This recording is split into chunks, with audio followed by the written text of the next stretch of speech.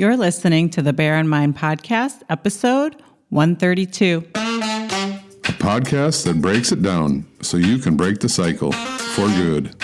Now, your host, Tara Rama, but you can call her T. We spend a lot of time doing this, preventing emotions. I think for most of us, if you're yelling like me, like I was trying to stop yelling, I found out that I actually was spending quite a bit of time actually preventing emotions rather than yelling.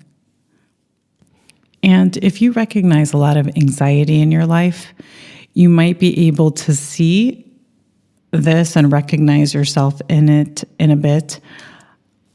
Preventing emotion is related to yelling in the essence that if we know that we kind of yell, we also try to prevent the yelling by then preventing an emotion from happening so that we don't yell. So as if the solution to the problem is to not have the emotion that's going to cause us to yell.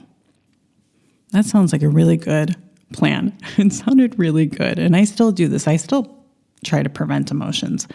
And the best way, I think, to explain how we go about it, because I think it's really subtle, and I'm going to tie it back to yelling and the action that you are probably trying to stop and how that's related to preventing.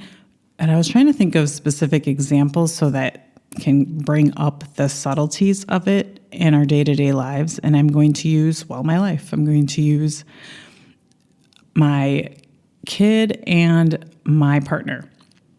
They're going to be the guinea pigs, which they usually are.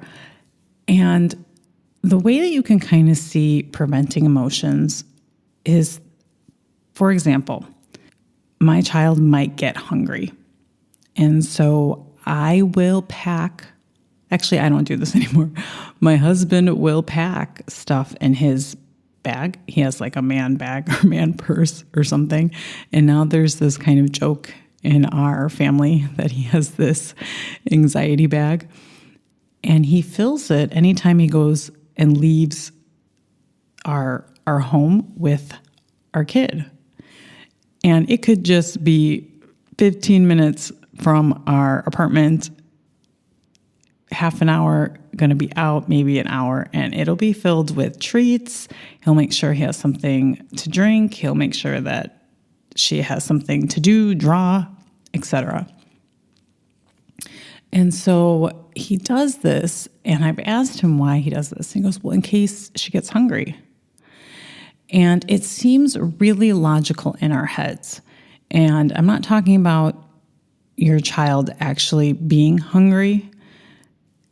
And this is usually the case where you have to kind of manage hunger a little bit more in younger children. But notice that even as children age and as they can take more space between feedings, I say between their snack times, we still tend to think that they need to eat something, because if they don't eat something, what is it that we're afraid that's going to happen? We're afraid that they're going to have some sort of meltdown, tantrum, whatever you want to call it, and we don't want that to happen. So we actually are trying to prevent their emotion.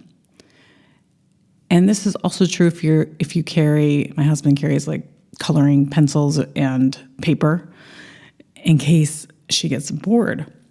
And so we are trying to somehow influence the emotion. We actually don't control the emotions of our children. And again, I'm not talking about the true hunger where starvation actually tries to kick in, like in a newborn baby, or if you don't feed them every 2 to 3 hours. I'm not talking about that. I'm talking about actual just being upset that they're not getting what they want.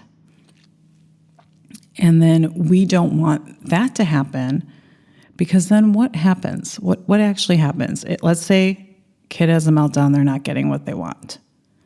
We then get upset or have some sort of negative emotion, whatever that emotion is. Maybe it's shame, maybe it's humiliation if it's happening in front of people in a public space. And then we don't want to experience that emotion. So we are trying to not have our kid have a certain emotion so that we don't have an emotion. And so it gets kind of complicated when you do this. And I don't ever carry a bag full of anything. It was true when my kid was a baby, and now I don't carry anything when I know we're in our town. And there's nothing except maybe Kleenex. And she says to me on the rare occasion that my partner goes and picks her up from school, the day after he picks her up, he'll say, "Do you have anything to eat for me?" And I'm like, "No, I never do."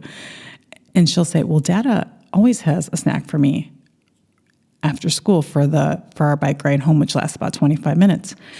And I pick her up probably 95% of the time. I never have a snack for her. And all of a sudden she has a snack from her father.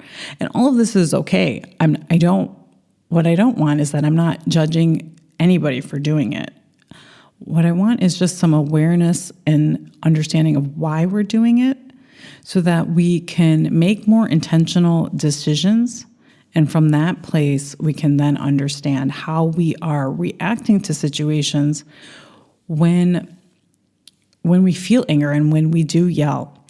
Because when we're thinking that we're successful at preventing their emotions by feeding them when they're not hungry, by having them do something in case they get bored, all of those things, we are then trying to, quote unquote, manage our feelings in that situation.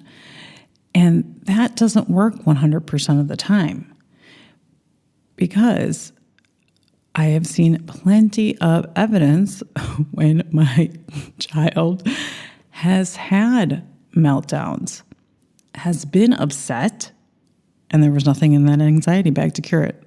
And then it came back to my emotions. And the issue is that it's not 100% foolproof. There are other things that I think that I became aware of with that, besides that it's not effective, and there'll always be something. But there is something a little bit bigger to that. When we try to prevent somebody else from having an emotion, and this doesn't necessarily have to be with children, it can be with your partner. For example, with my husband, sometimes I try to prevent his emotion by not giving my opinion on certain things, because I feel like sometimes if I give my opinion on anything, like if he had cooked dinner or anything, and even though it's not an insult or a critique or anything like that, but if I were to say something like, "Oh, the meat maybe was a little dry," or something like that, I know from experience that he would probably take that as a criticism. I'm insulting the meal, saying something bad. So I then don't say anything if I don't find the meal excellent. And we all kind of go about that. And there's absolutely nothing wrong. The only thing is to be aware that you're doing it. So I'm aware that I don't fully give my opinion to my partner, because I know that habitually he'll take that as negative feedback, as criticism. And so I'm going to bring it back to why maybe this isn't the foolproof solution, besides the fact that it's not 100% effective.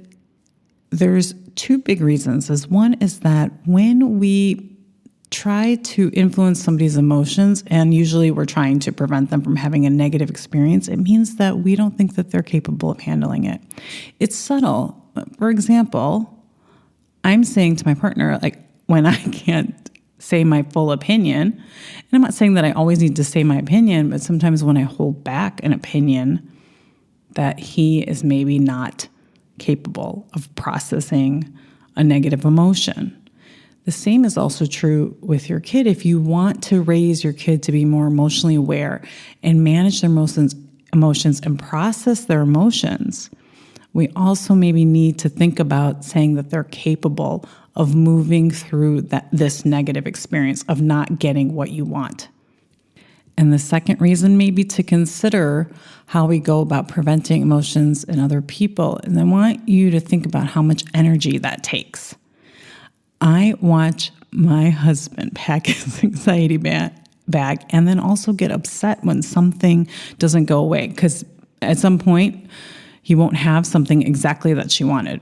They have not made a man bag big enough to hold and account for every possible situation that a child can encounter where they might get upset.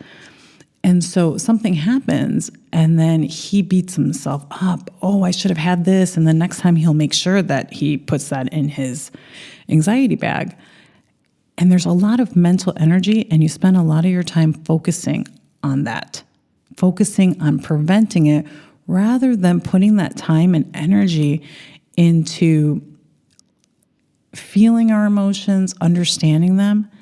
And then when we understand them, then actually we can control how much we feel of it. Because when we want to actually prevent the emotion, we can do that by understanding why, what are the sentences in our head that are leading to those emotions, and shifting that little and gradually, that habitual way of thinking, shifting to that so that we feel less frustrated. And that's actually preventing the emotion, rather than going about trying to influence how other people are feeling, and then therefore thinking that we can then influence how we're going to feel. We can spend a lot more of our time focusing on what's going inside of our heads, what are the emotions we're experiencing and why, and then trying to shift that slowly. That's all I have for you this week. I'll check back with you next. Thanks for listening. Listen for a new episode next Tuesday by subscribing on your favorite podcast platform. Bye for now.